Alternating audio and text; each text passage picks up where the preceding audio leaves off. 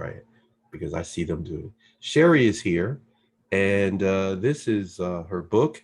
As you attempt to, if you're watching this, to read it backwards, we are about to step into being unbound. Unbound. Why the word unbound, my beautiful friend? Oh, that is a great question.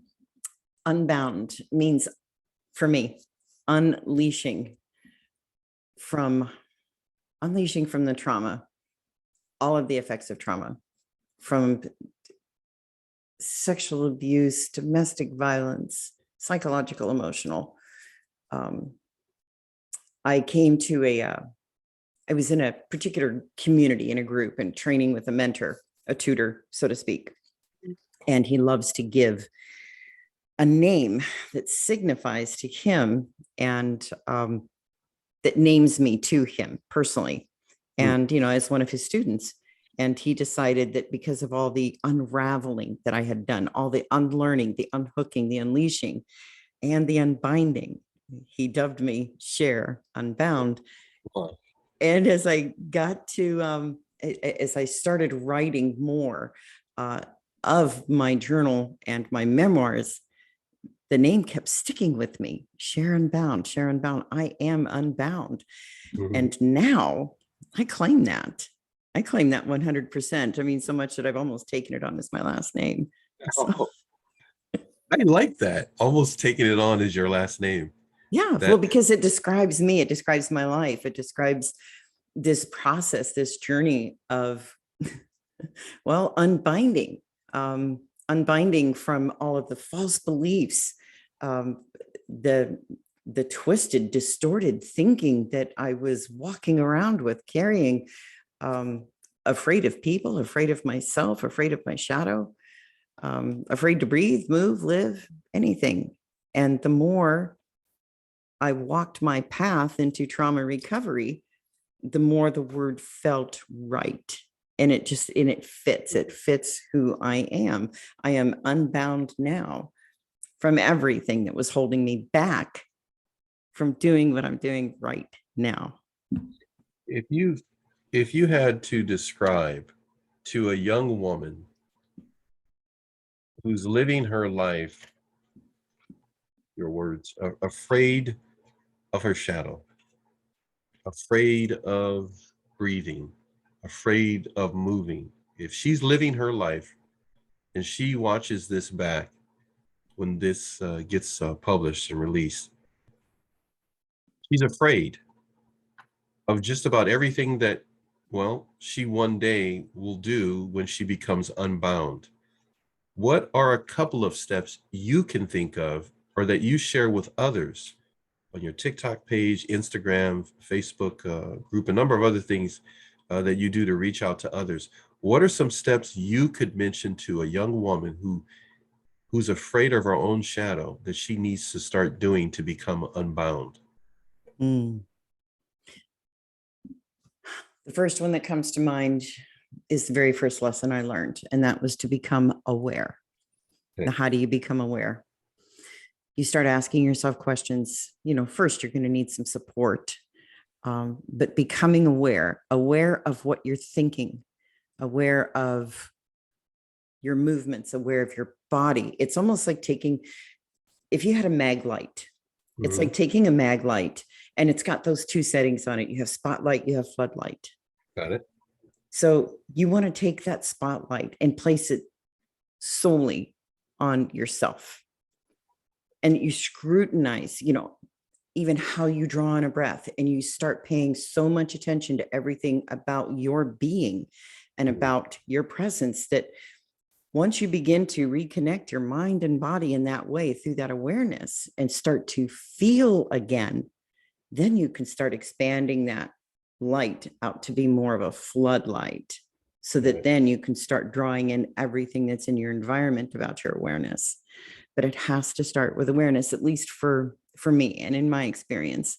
And it's been very effective. It's what I've done with some of the people that I've coached, is we start with their awareness. And once you have that awareness, you start to develop a trust in yourself. That's the second most important part. comes in is your trust. Mhm. You can't trust others until you trust yourself. And it's going to be very difficult to love yourself, to appreciate and be kind to yourself if you're not trusting your beliefs. So through your awareness, you're actually beginning to develop a belief that, all right, yep, this is how I breathe. This is how I move. This is how I walk. This is how I feel. Mhm. It may not be an accurate feeling. It may not be a true feeling, but it's my feeling nonetheless. And you start to own all of that. And the more you begin to realize that you can own all of these things, that nobody has control over anything that you are doing in that moment, Mhm. then you start to understand that you can trust yourself. You can start to believe in yourself. So you go through awareness and you have that understanding, you're Yeah. developing your trust, and then you use your discernment. So it's awareness, understanding, and discernment. Your discernment is when you start to really pull apart and ask all those questions. Is what I just heard true? Is what my abuser told me true? Is this belief that I can't go outside? Is this belief that I can't write a book true? Mhm. Those are the things that I learned, because I used to tell myself I did not ever believe that I could even publish a book, let alone write one. I didn't think I'd ever be able to walk out my front door and get into a car and drive myself again. But Wow. I did it because I believed. I stopped believing the lies that I was telling myself that had been, conditioned and pounded into me Right. through discernment, questioning, asking questions, taking things apart, thinking things through to the end, and never settling for just the first answer you come to. Here's another example for you. Go ahead. If you think of a diamond has how many facets to it? We Yeah. look at it and we see, oh, pretty sparkly, and it's got, whatever, 4 or Mhm. 5 different colors going on that are reflecting back. But if you really, really look at a diamond, it seems like endless facets. That's how we need to look at ourselves. It's just this gem that has limitless facets, any direction, any thought. And as long as we're aware and we can understand what's happened to us, then that discernment is really going to start to work. So it's self-love, self-trust. When a young woman puts this into play, when any person puts this into play, awareness, understanding, discernment, this becomes a template, a foundation that they can work from so that they can breathe again, so that they don't have to feel afraid of their own shadow. Yes, So exactly. therefore, that word unbound can take on a whole nother meaning in any conversation, in any life, because there are some things that can bind a person, can hold a person back, can hold them down, can Mhm. literally oppress them. And it can sometimes be self-generated if they've been in the wrong environment. Even if they remove themselves from that environment, they can still be bound without the abuser being there anymore. But Absolutely.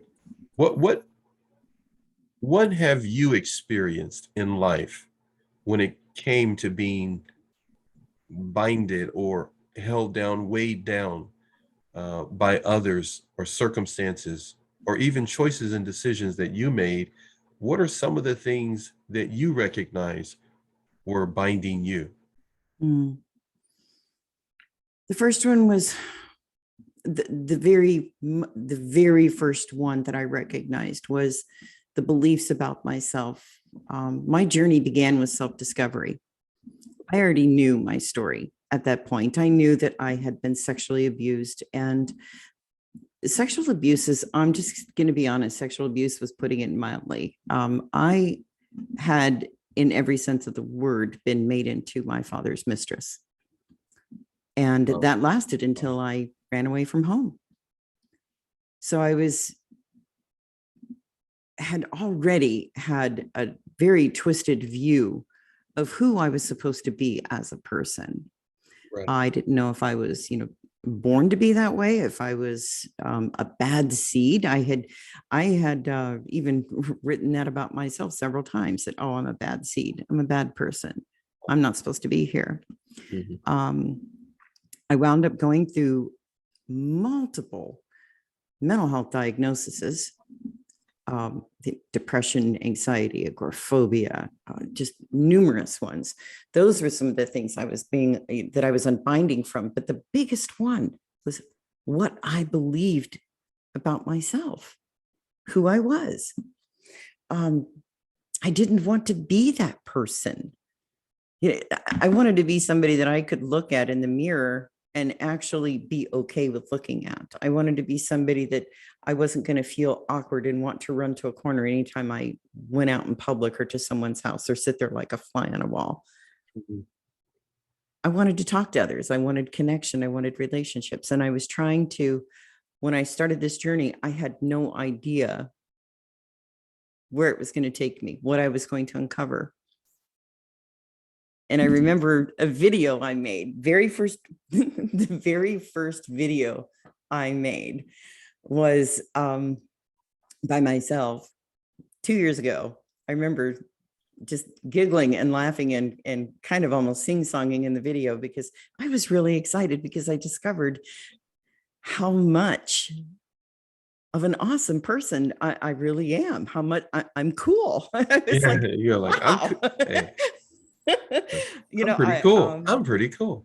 yeah, but I mean, it was an amazing feeling. And I never let that feeling go. I use that as an anchor. That's one of my anchor moments. When I get to doubting myself, I go back and think about that moment, and I can see it in my mind's eye of, if I felt that, then I can still feel this. It's still there. It was true. It was true.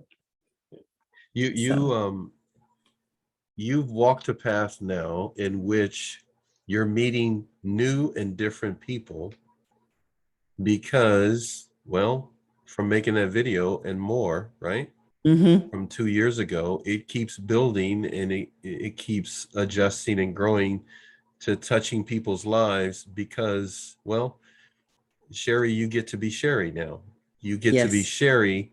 Well, you started being Sherri, as you're talking about now, from a couple of years ago, because before you ever made the video, you were thinking and doing things to lead up to the video. Yes. And Yes. now you've been doing things that led up to this book. And now the book is here. It's been out. People have looked at it. I've got to I've got to go to this book here because I got to read this because you use the letter U quite a bit, and I love the way you use the letter U. Mhm. I'm going to read this. Here we go. Unbind, unlock, unlearn, and unleash. Again, I repeat. Unbind, unlock, unlearn, and unleash your inner self through awareness, acceptance, trust, vulnerability, self appreciation, and inner child work. Yes. Why is it important to you with all of these letters in the alphabet to use? You hone in on the letter U. Unbind, unlock, unlearn, unleash. Let's take this word unlock. What is it that has been unlocked in you, Sherri, since you've made this book? My inner child, my inner goddess, the wild side of me. And that's a part I'm really excited about. My feminine energy, my feminine flow, um, my joy. There you go. Okay, I got to ask you this one then. What does the word unlearn mean to you? What did you need to do? What is it that you recognize you had to do Hmm. to unlearn those lies?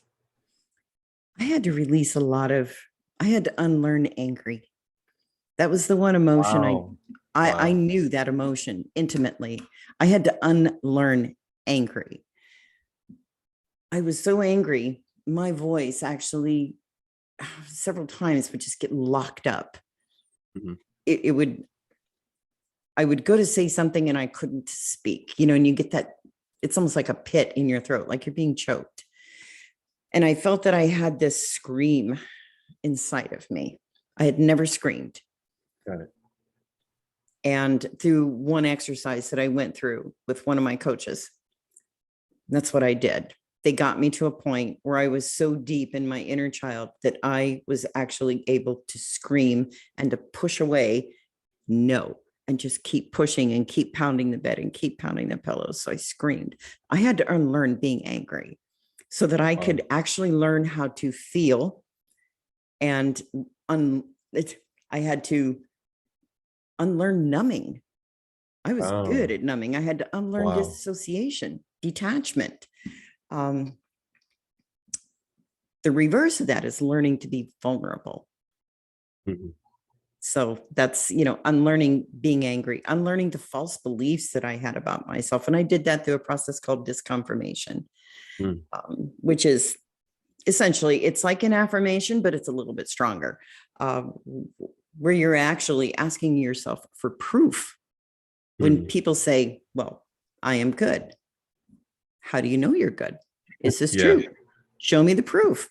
right. And then how are you going to okay, disconfirmation is writing the book. The actual act of writing the book and then publishing it and then hitting click and send. That was a big disconfirmation. I had to learn that I was worthy. I believed I Wow. didn't have the confidence to do this, but I did have the confidence. I had all of that and more. One of my favorite words. There's always more. There's always more. That's a There's, really good point. Okay, with that in mind, there's always more. mm-hmm, Then this word that you use, unleash, then probably took on a meaning. mm-hmm. The word unleash, what does that mean to you over the past 2 years and moving forward? What does the word unleash mean to you? Unleash. Unleash myself from all of the stories of the past. Now, when I say story, I'm not saying falsehoods. I'm saying all of the stories that we carry ourselves that remind us that we're a victim. Got it. Mhm. So it's an unleashing from that victim mindset. It's stepping into survivor, thriver, transcendent, and ultimately, you know, that's a part of my past. See, we label ourselves a whole lot. Because it fits with us, it works. But to step out of that victim mindset, those are all the things that I had to go through. But unleashing also meant unleash that wild woman in me, the fun side, unleash my inner child where she could play again, where I could color, where I could game. Yeah. where where Yeah. I Hey, so could, you're a gamer now? yeah, yep. With Where with your grandson? Did I get that right? my grandson is a gamer. Yeah. I unleashed my desire to learn things. I Mm. am a passionate learner, You- passionate. mm. Um, Deeply interested in anything sci-fi. I love heroes' journey stories, so I'm a big Marvel fan. Haven't missed a movie yet, mind you. Okay. Haven't missed a movie yet. By the Yep, way, thank you for the picture that you sent me there, which 1962. is yeah, day I was born. It's just give me the year I was born. But yeah, that's quite interesting to hear this unleashing that has taken place. But if you had to describe the unleashing of Sherri on this planet from today forward, what would that be described as? What would that look like? Sherri being unleashed over the next 36 months. Oh my gosh, dynamic, Okay. superpowers, Okay. And boy, that really feels like a heady question. It's a nice question. Um, I have my Cracker Jacks this morning. We'll go and oatmeal. No, I'm just kidding. Go ahead. Yeah. um, So you said well, dynamic, superpowers. What else? What yeah, else? my What else is being superpowers unleashed? of being me. Um, not afraid to love, not afraid to put Wow. myself out there. I have this desire. I want to present to people on stage. I would love to be on a stage presenting not just my story, but how people can actually how people can unbind. Yeah. I know that it's possible. I've done it. And I've seen others do it.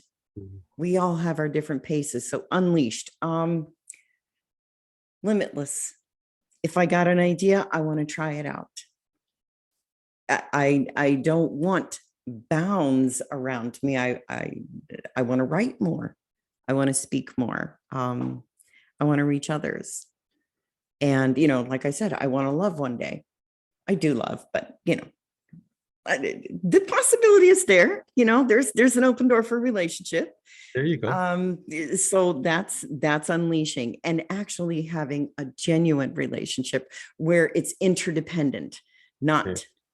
not like each other completing each other. That movie saying, "Oh, you Yeah. completely." Right. God, Yeah. no, we Yeah. don't complete each other. Nobody completes me. Yeah. I complete me. Yeah. I have to tell you, you're helping others find parts of themselves that they have probably ignored. They didn't recognize that they didn't need to have someone else complete them. And now by reading your book, they're recognizing that well, they're capable of living a life without having to be abused. Some people are in relationships and the abuse, whether it be from a parent, to a sibling, well, to a boss, to, Mhm. well, their marriage mate, is one that it's not good. It's not No. something that is safe. It's not Mm. something that's secure, and it's not loving. You describe in your book situations and circumstances in which you experienced different things. And I'm going to read one right now. Okay. On page 111, there are three options. This is what you say. There are three options when you find yourself cornered with ignorance: learn, run, or exist.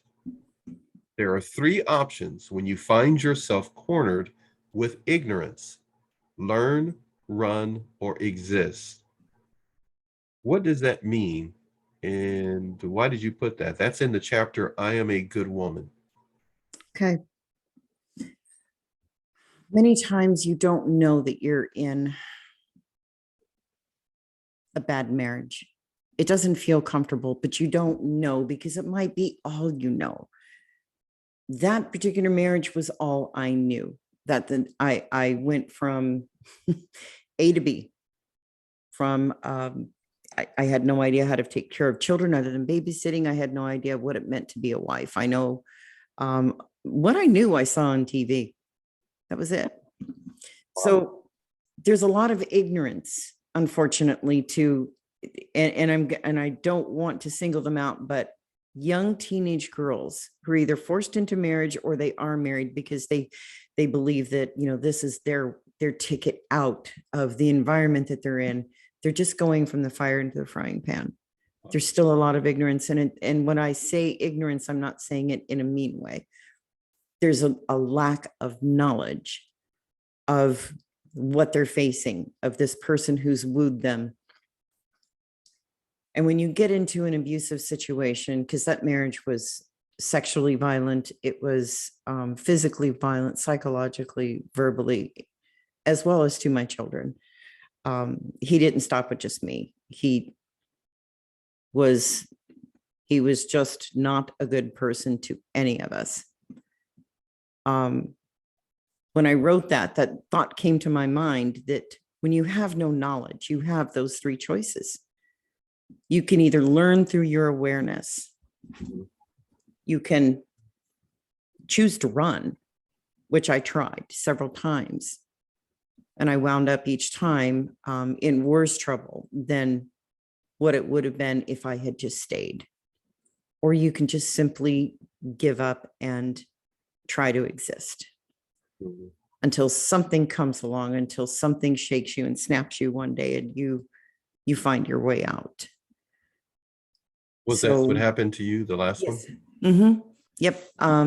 There was actually there was a fire, and we were living in Navy housing at the time, and my husband was out to sea, and I was home studying, reading a book and working on a quilt and just doing little things. And my third son was in his back bedroom in a crib, and my daughter was in her crib. Mm-hmm. All my children were born fairly close together. And he came running down the hallway, just panicked, and I couldn't understand what he was saying. Mm-hmm. So I'm like, I don't understand you, try and tell me what's happening. And he panicked, he left. And about the time he went down the hallway, I heard the fire alarm, the smoke alarm come on, and here comes all this a roll of black smoke is just coming down the hallway. And I panicked, and I tried to go back to the bedroom to get he and his baby sister, and he met me in the hallway, and I couldn't make it through the hall to get to my daughter. Mm. Ran outside. My neighbors were already trying to call the fire department. We were trying to get everybody out of the building because it's a quadplex. And we kicked my dog out. She was pregnant. We don't know where she went, but she wound up going upstairs and having her puppies in the neighbor's apartment. And firemen. Yeah, the firemen had to break the window.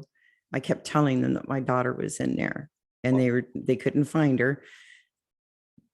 My son had put her in the bedroom closet for her safety.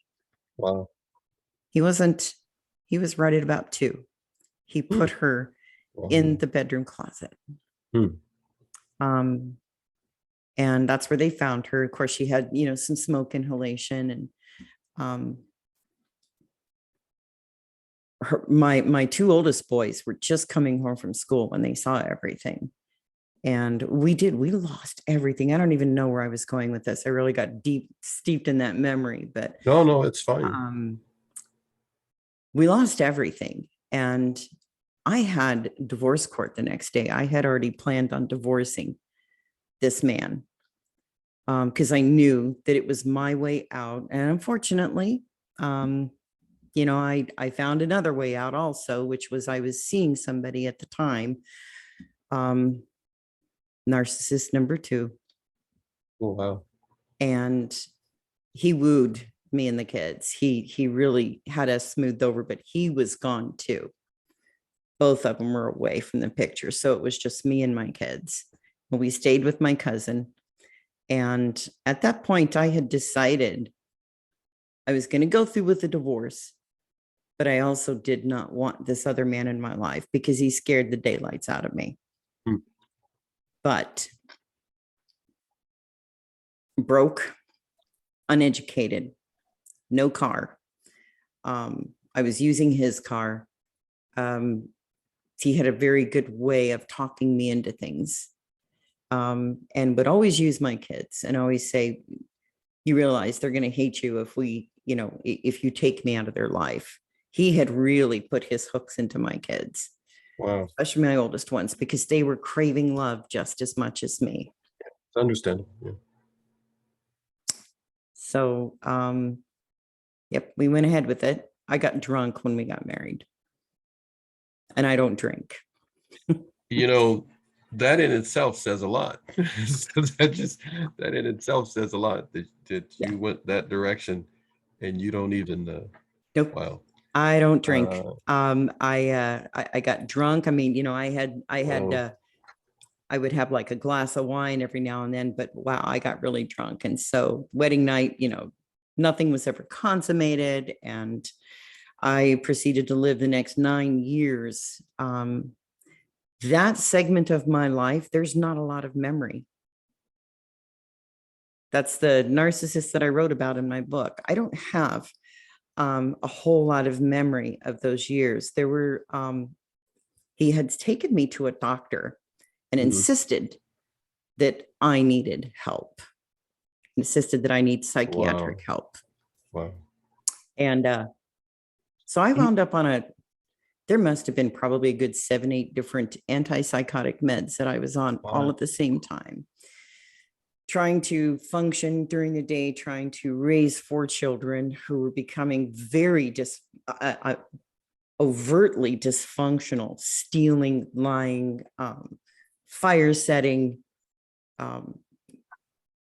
And then at the same time, he was also actively sexually abusing my daughter. Oh.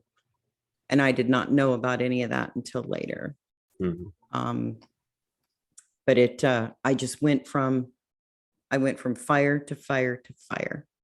And so to go back to your question about what unbinding means to me, that is what I'm unbinding from. All of the feelings, because before, when I would tell that story, it would be almost next to impossible. And I've never really talked about much about that particular narcissist in my life.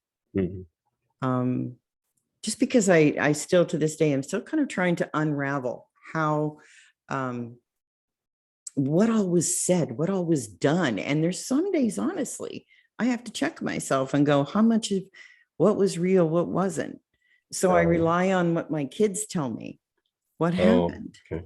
All right. My kids have to fill in a blank of about 5 years. Because I was completely so disassociative that it's almost, they call it dissociative amnesia. And so we're still trying to pull some of those pieces back together and put them in place. And as they tell me, then I go, oh, that did happen. That now I'm getting it. Now I'm tracking. So when you have in your book on page 113, it's amazing that you're able to find yourself in this part of your life where you've written this book, and even as we discuss it, there are certain things that still may pop up. Yeah, they do. But you asked this great question of everyone that reads this book, and it is, in what ways have you given up your personal power? That's on page 113. Again, the chapter is I Am a Good Woman. You asked that question after describing a number of situations and circumstances dealing with that narcissistic ex. You say, in what ways have you given up your personal power? And the reason you asked that question at the end of that page is because you mentioned this in a paragraph before that. My parents were there, talking about you getting married. You remember this. It says, my parents were there to give me permission to marry someone I didn't want to marry in the first place. My parents were there to give me permission to marry someone I didn't want to marry in the first place. And then you ask that question. In what ways have you given up your personal power? You no doubt put that there because you've recognized, not in your own experience, but you have no doubt seen, and you're coaching others by means of this book. If someone gets the book, they're able to have your coaching as well. But you no doubt have talked to people and had people write you and give you their experiences of how they gave up their personal power. How did you, not just in that instance, saw a pattern maybe of giving up your personal power? First off, I gave up on myself. I allowed myself to be used for sexual gratification in ways that no one ought ever be used in. I gave up my voice. I gave up my right to speak, my right to think. I gave up pretty much all it felt like all my human rights, other than being a machine. I moved mechanically, thought mechanically. And the times that I did try to fight back in that particular marriage, that was a forced marriage, by the way. I was pregnant and underage.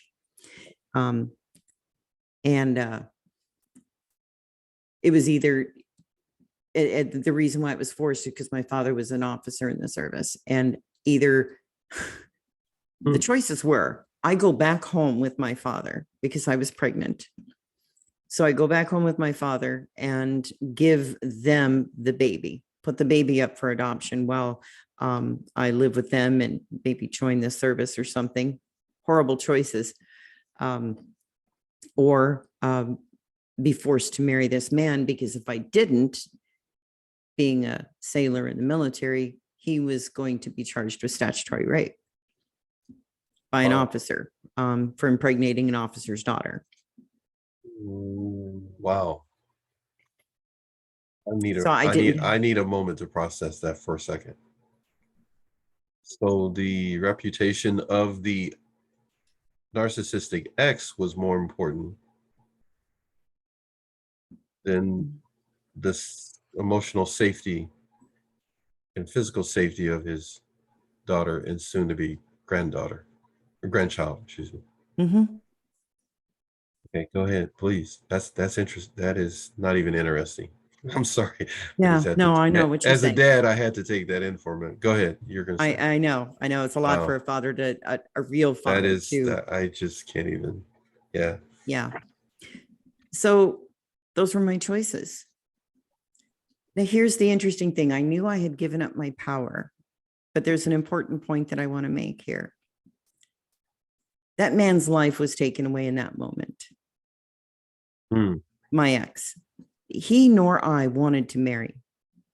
We had already made that agreement when I told him I was pregnant.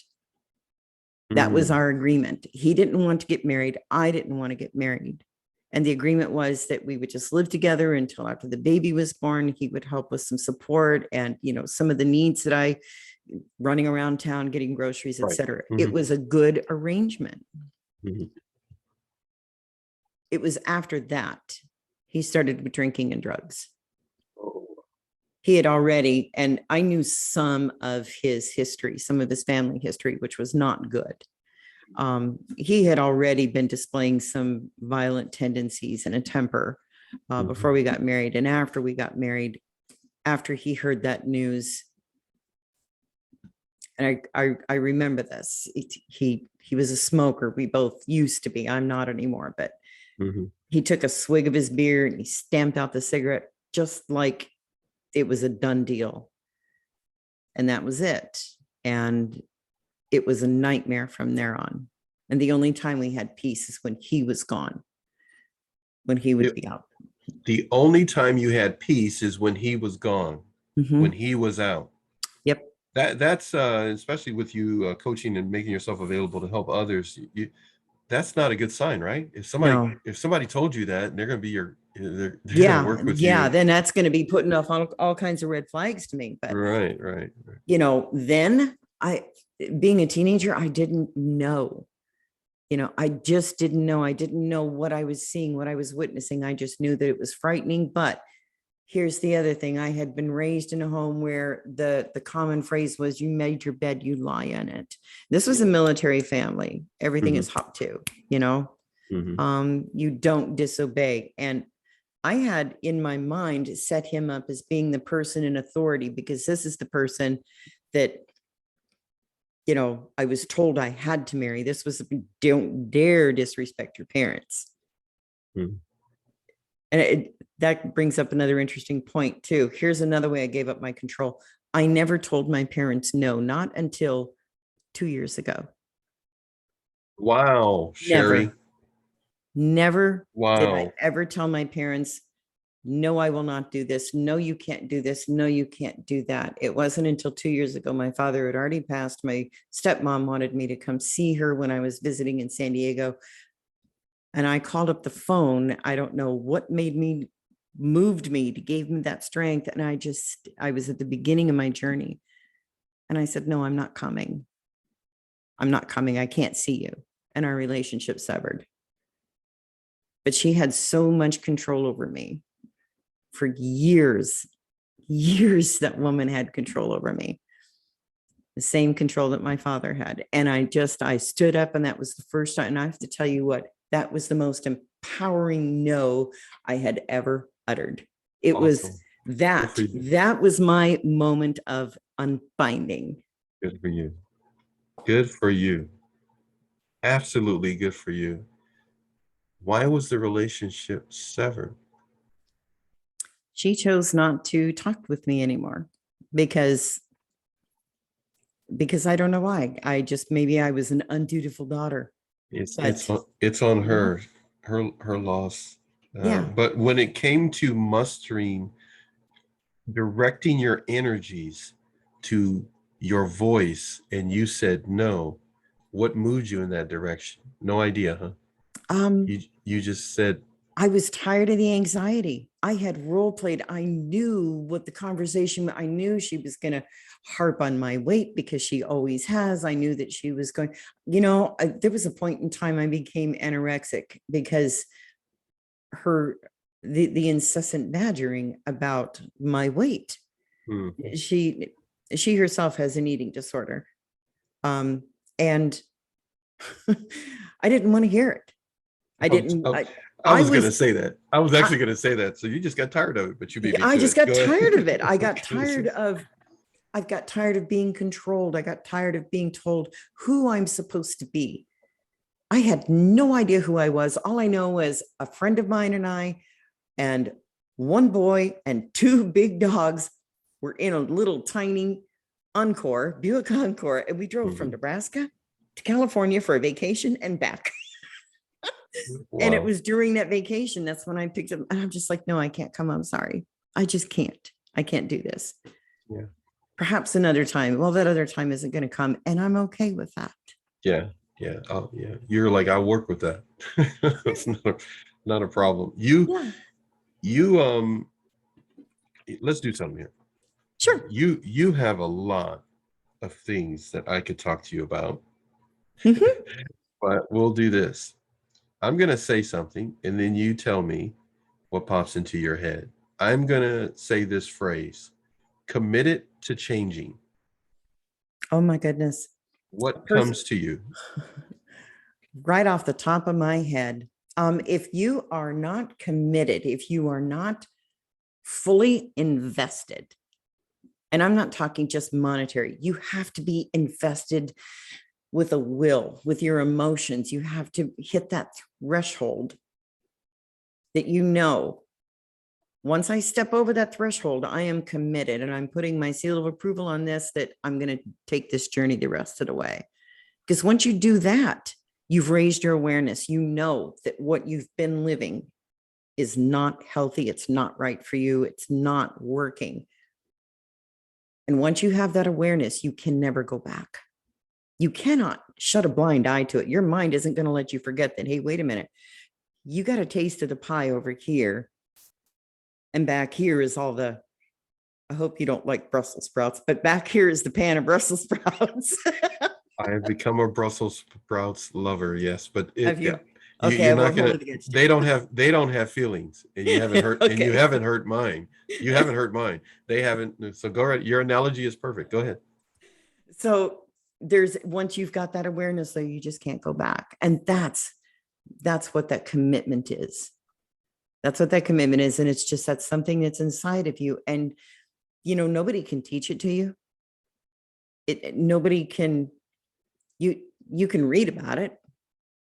You can think about it, but I mean, until you've actually experienced it, that breaking point in your spirit that just says, I'm here, and you know what? You've really got to take care of me. Once that happens, and then you can make that commitment. But if you go into any kind of inner work, any kind of recovery work half-hearted, you're going to go right back to where you were. Cannot be half-hearted, right? Right. Committed is the key. Committed. Here's another expression. You are worthy. You are worthy. What comes to mind when you hear that expression? everything. Worthy means worthy is yes. Worthy is saying yes to yourself. You're worthy of, I don't want to use the same expression, healthier life. You're worthy of life. You're worthy of saying yes to the things you want to say yes to and say no to the things you want to say no to. You know, you're worthy of a better job, of being who you want to be. If you want to go dance, you can dance. If you want to write a book, you can write a book. If you want to take a nap, you can. Sunday, I was deserving and worthy of time off, and so I took myself a 3-hour nap. Power to you, my sister. Take your rest. Take your rest. Being worthy is respecting yourself. That's what it means. You are worthy. It's respecting yourself. Okay, you ready for some more? Yes. Red flags are easy to miss when boundaries are not in place. Red flags are easy to miss when boundaries are not in place. That's from page 151 of your book in the chapter entitled The Narcissist. Again, the book is entitled Unbound, 100 Days of Intent, a memoir and trauma healing journal. So with that statement that you have in your book, red flags are easy to miss when boundaries are not in place. Why is it important for individuals to know, just like those who take you up on your coaching, they purchase your book and are able to get some coaching from you? Why is it important for people to understand no boundaries, no protection with red flags? Why is it important for them to understand? Okay, when you miss the red flags, you're going to miss them when you don't believe in yourself. You're going to miss the red flags when you don't, when that conditioning is so deep, when you don't think that you are worthy. So you asked a minute ago, why is it important to know that you're worthy, to believe that you're worthy? Because when you do that, then you can trust and believe in your feelings. And then your awareness, it's almost when you get to that hypervigilance. It's when you get to that point of being hypervigilant where that's where a lot of people with PTSD get to, where you're constantly scanning your environment and you know what's going on, and you experience a lot of anxiety doing it, but you can also flip it to hyper awareness. Now, when you're aware, you've got belief in yourself, you can trust yourself. But unfortunately, a lot of times it doesn't come in the middle of an abusive relationship or a storm. It just doesn't. So you have to be aware that they're crossing a boundary, that they're leading you to not like yourself. You know, you want to be with the person who's going to make you want to like yourself. True. But if you're, but if you're with somebody who leaves you feeling, you know, like the gum on your shoe, you're not going to set a boundary. And when you make you feel like yuck. Yeah. And when you feel that way, you're not going to set or care about a boundary. All you're going to care about is, when is that pain going to stop? When you wrote this book, you have a chapter here entitled The Narcissist. When you wrote this book, you were just beginning to understand what narcissism was, or you had already known it for a bit? Okay, so you known it for a bit. So here we go. I'm going to highlight this to you. And of course, you know, pull out any points you like to highlight while we still have a little more time left before we are going to stop here. I'm going to read some for you here. It says here, he poured his attention on them, that is your kids. He poured his attention on them, on page 152 of your book. He poured his attention on them when he was around. He was into sports. That was something we were never really concerned about as a family unit before. His sports made him like a superhero to the kids. He bragged about his football days, his motorcycle, his fast car, the all-American man. That is important for me to note now, as it was a red flag of sorts later. that I had abandoned myself for the sake of making others happy. He had my kids hooked. My oldest even wished openly he was his dad. This was a part of a lifestyle that was being introduced into your world, and then you had to get rid of your lifestyle and the way you view things, and he became center stage. And what's very interesting is you say this: he voiced his temper and the manipulation tactics increased after I was finally direct and said I wanted to break it off. I leaned into his manipulation of all or nothing, forcing myself to believe his statement that the kids needed him. I knew I wasn't strong enough to handle his pressure at that point. The kids and I had walked that lane before, surrendering under pressure to him. I abandoned myself once more.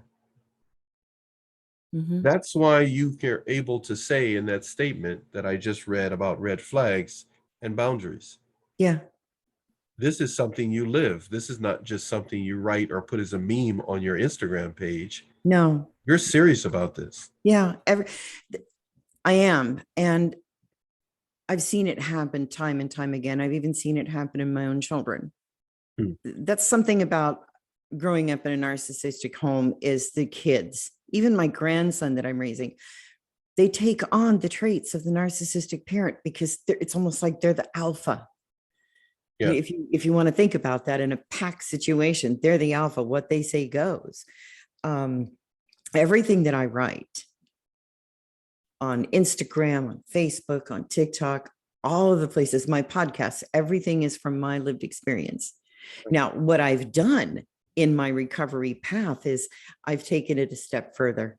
I haven't learned to just feel again. I haven't been unlearning or unlocking or anything. What I've been doing is I've been expanding my mind, expanding my understanding, because we're never going to know why these people do this. We're never not going to know why. I'll never know why my father did what he did or why he married the woman he did. Never going to know why this particular ex was the way he was, other than, of course, he came from a very dysfunctional family himself. So if we ask why, we're shooting ourselves in the foot, fish in a barrel, whatever. But if we ask what and how, then that also helps with our stopping that feeling and believing loop. That's an important one to break. You know, people like to call it a shame loop, but it's also a feeling and believing loop because you never know. I mean, feelings lead to beliefs, beliefs lead to feelings. But once we can start to understand where those thoughts of ours are coming from, if I had had the knowledge now that I had then, this book never would have been written. Very valid point. There are many paths that you've walked on and experienced would have, well, they would have never existed. They would never come into place. They would vanish simply from history. Yeah. Because you would have never went and made that given decision one way or the other. Look, okay, I got to read this here. Okay. You say this in the book. In that same page 152, it continues on from what I just read. It says, I never did want this relationship. I never did want this relationship. You were in a relationship your heart was not committed to because you knew it was bad for you. It was not the direction to go in. Your body physically knew it wasn't for you. Yeah. But you My did body it. started to break down. You did it anyhow. Yeah. And you survived it up to this point to be able to, without a doubt, write a book. And you and I are talking today. You've been on my Instagram show, and you're going to do a whole lot more. We're going to do more together. But then you say this: I was happy with my life as it was. Dating, going out with friends, hanging out with the kids, as much as I allowed myself to, trying to connect, and generally living. That's where you were. Yeah. But then you moved into this relationship. It says, I have had a hard time remembering the exact timeline of how things happened because I was detached emotionally on multiple antipsychotic pills, drinking more than was necessary, and depressed. All on page 152. Yep. You went from just minding your own business and trying to move through life with what had happened to you dealing with your dad to now you're in this situation. Mm-hmm. The reality of it is there's others out there, right? Yeah. Yeah. That wind up in the same situation. Yeah. You know, when I had left, when I had left that forced marriage, my first husband, when I left that relationship, I was done. That's like what I had said earlier. I tried to cut. I did the divorce and I tried to cut this relationship off. And one of a very, very good friend, years later, thinking back, the story is called David, but years later, and actually it's one of the few names that I actually used in a book. And there was a little reason behind that. That hopefully one day I think I just saw that name. Yeah. Oh, yes. There it is. Yeah. Okay. Yeah, that hopefully one day that person will actually see the book and recognize my face and go, wow, I appreciate the honor, because I needed to thank this person.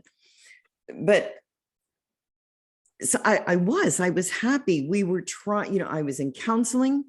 After I left that first marriage, we were in counseling. The kids were happy in their school. We were trying to put our lives back together. And this person was shooting me red flags from the beginning. And David had even caught it. He's like, you need to be careful. He told me several times, you need to be careful. Right. And a couple of my other friends said, you need to be careful because you know what? Nobody sits outside of a window where you're actively having a party with your friends and their kids.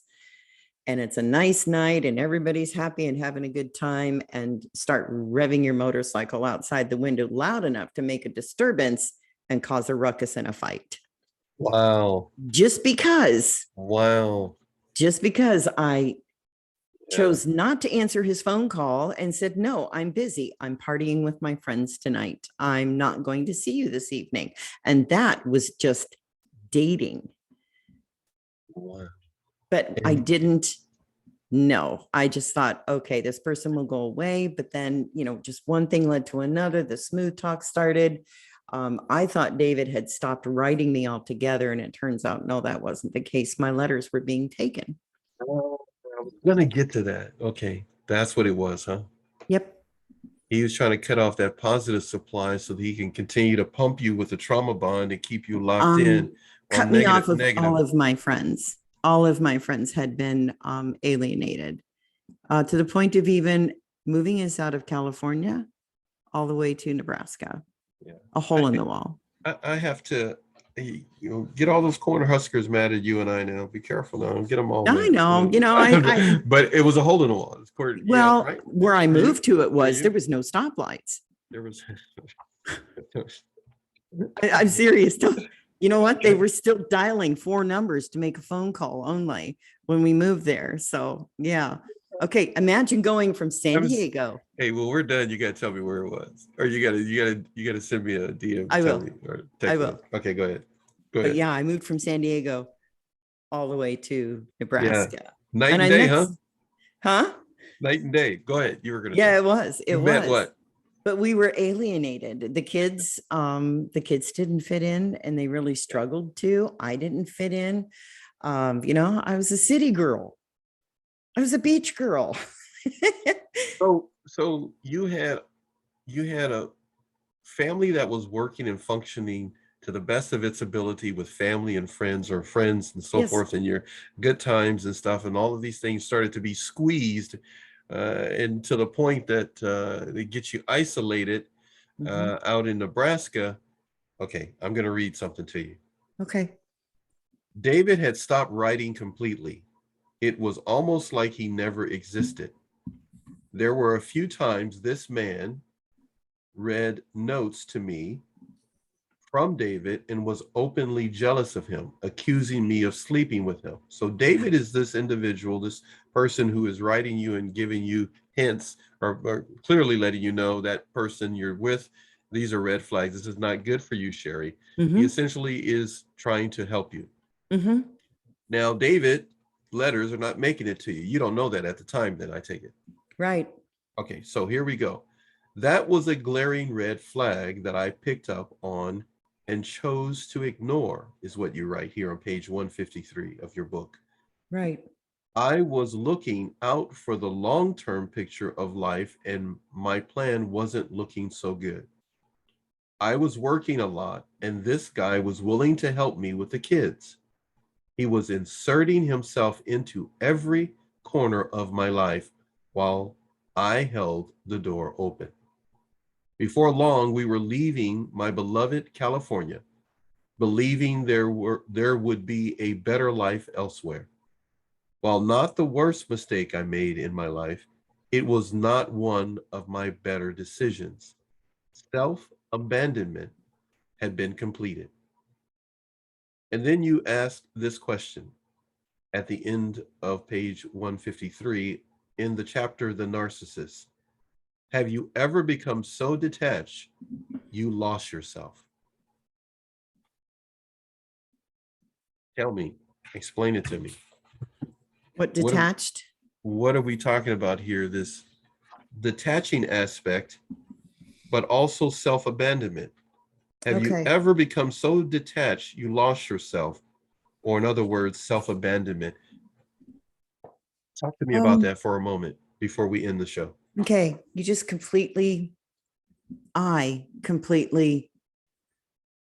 way that was the best way I could describe it, where I got to the point where I felt nothing. I didn't care what I thought. I didn't care what I felt. I didn't care what happened to me sexually. I didn't care what happened to my body. My body was breaking down actively. I had already gone through three major surgeries that were completely unnecessary because of all of the cortisol and adrenaline dumps, and because of the antipsychotics, the number that those were doing on my body. I completely didn't care. I just didn't care at that point. What had happened to me? Counseling wasn't working. I was watching my kids fall apart day by day, getting in trouble. I had no friends. The one friends that I did have, they were always cut off as well. I lost my best friend because of this person. My best friend, we were friends for quite a number of years. And because of him, she completely cut off all contact. So that's why I asked the question. I think it's important that we understand, we have that awareness of where are we? Where are our thoughts? Where are we with ourselves? I have one thing I need to say. This book started out as an exercise for journaling. And then I was encouraged to write the book. And then I encouraged myself to it's like, why not? Why not write my memoir? People need to know this story. But what started out as just with the intent of helping others become unbound, even as I go through and dissect my own story, different parts of it, and because we're always in recovery, we always will be. But it doesn't mean we can't be happy, and it doesn't mean that we can't love ourselves. So it turned out to be more than a book. It's actually a healing tool, like you had mentioned earlier. And the other day I was nervous. I was really nervous about making some very specific changes, about some very, very specific changes. And it's like, okay, I've been through hell and back, literally. Slept with the devil himself, I'm sure. Wow. And I'm afraid of making one little tiny change.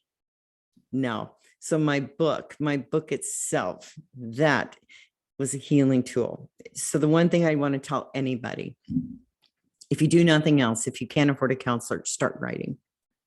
Start writing. And write until you get a hand cramp, and then go back the next day and write some more, but just keep writing, and keep writing.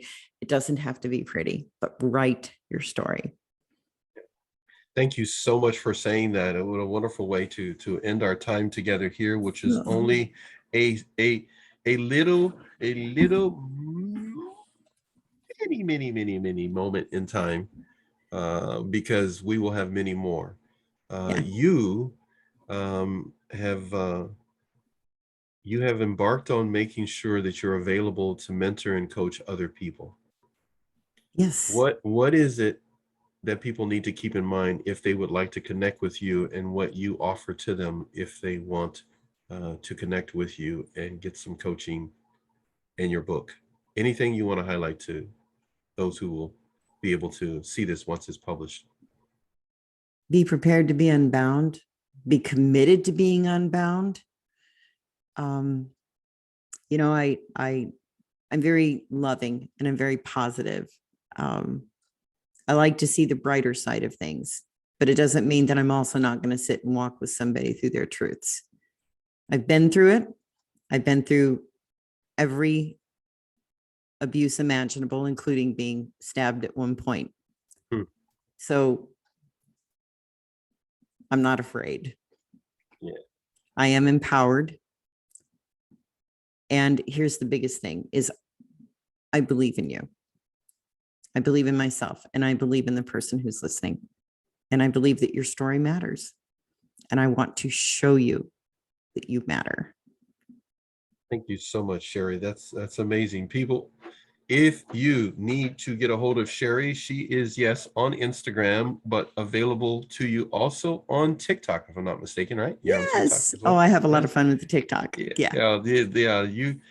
I'm still afraid of TikTok. No, I'm just kidding. I'm still learning TikTok. I am talking to a professional person here who knows how to deal with TikTok. You need to connect with her. If you do nothing else the rest of the day, at least go to TikTok and look up Sherri on TikTok. Sherri Unbound, is it? Or how, it's Share Unbound on TikTok. And then you'll see on there also the Book Goddess. So absolutely. Yes. And connect with the Book Goddess. She also has that page as well on Instagram, as well as on TikTok too, if I'm not mistaken, and Twitter. Just stop me when me if I'm getting Twitter. it wrong. Okay, Twitter. All the platforms. I think the only one I'm not on would be LinkedIn, but otherwise, I'm pretty well out there. Facebook, TikTok, Twitter, Instagram. But definitely, let's talk. That's one of the most important things that I always like to tell people is let's just talk and we'll see where it goes. And if I'm a good fit for you, then we'll work together. Love it. I love it. Thank you so much, Sherri, for doing this. You are indeed unbound and unleashed because the best is yet to come for you, without a doubt. Thank you so much for doing this. We'll see you again. Okay. Bye-bye. Bye.